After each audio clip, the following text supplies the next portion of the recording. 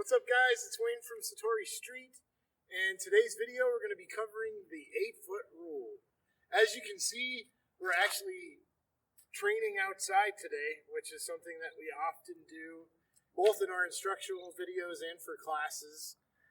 It gives an opportunity for the student to learn in real environments, and that's the way we like to practice. We are your Street MMA guys, and we like to work from real scenarios and in situations that we regularly find ourselves in. So today we're working in the parking lot. We've got a car for a prop. We're also going to have Donnie, my partner, working with me today as well. So when you're talking about self-defense, it's really important initially from the beginning for students to understand space. Space is everything when you're talking about life and death and you're talking about real scenarios, okay? The more space that I have for my opponent, the more opportunity that I have to actually be able to respond with an effective technique and not get hurt. So we're going to be talking a little bit about that today. I'm going to go ahead and have Donnie come on in. So right about here is 8 feet, okay? After doing a lot of practicing, a lot of timing, working through various scenarios, this is what we found to be the minimal amount of space needed to respond effectively to an attack. Now, when I mean respond effectively, I'm talking about my brain and my body have time to react and hit or kick with something effectively, okay? Obviously, this is not enough room for probably a firearm situation. He's really close and I can get jammed. But from this position, I have enough time to respond with something that I want to effectively. We have to remember in the street, I don't want to fight with him, okay? We're not sparring. Sparring is we're doing a tit-for-tat type thing, and we're exchanging blows. I don't want to do that in the street, because I know that if I get hit with something hard or if he has a weapon, I don't get to get back up and try to kick him again. My life's over. So I want to make sure that I'm using the most effective techniques to his most vulnerable targets to try to end the situation quickly. All right, so here's our 8 feet. We said this is the minimal amount of space that we want, okay? So let's go ahead and have Donnie cut half of that.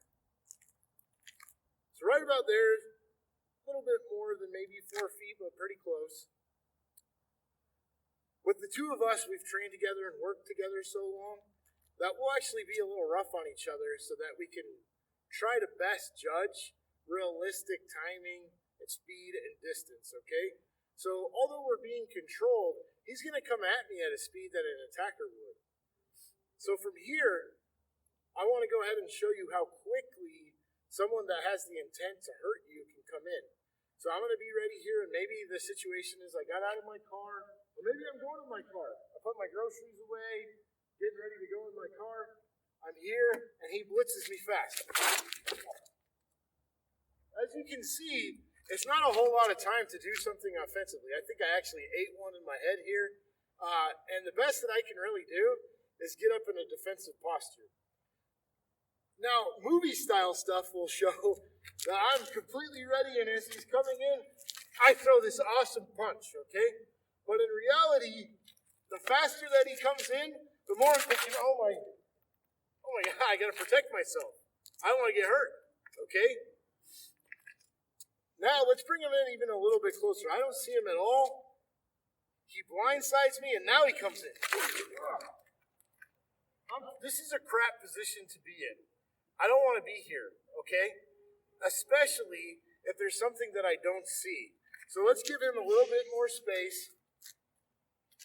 And let's say he really wants to hurt me. He's going to carjack me, wants my wallet.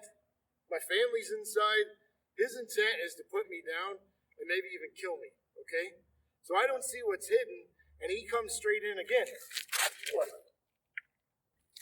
Before I know it, I just ate what felt like 2 stabs in my rib cage. It's not very hard, okay?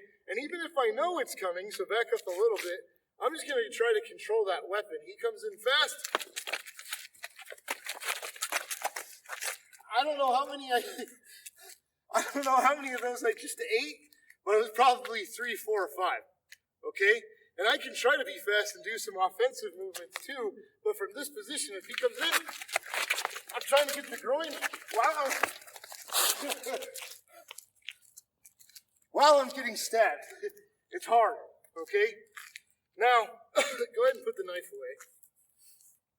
Let's see how much of that difference that space makes. So, him going back to that 8 feet. Okay? Now, this gives me just a little bit more time to respond.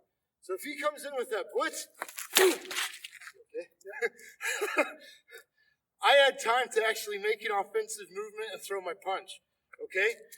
Maybe another technique on here. I see him coming. Okay? I've got my kickoff. Maybe I hit him with the forearm, push off, and I'm moving. Another opportunity might be throwing my palm heel. He comes in. I stop the attack and pull here, and I'm right in here. Okay? Just that little bit of time getting that 4 extra feet gave me an opportunity to actually respond, and that's what I want to be able to do. As you can see, we have a lot of fun practicing. Here at Satori Street, we pride ourselves on being truly reality-based mixed martial arts, which means that we want to provide our students with the best techniques from a vast array of mixed martial arts for real-world situations. We stand by our mission statement that life is worth fighting for. Fight for it.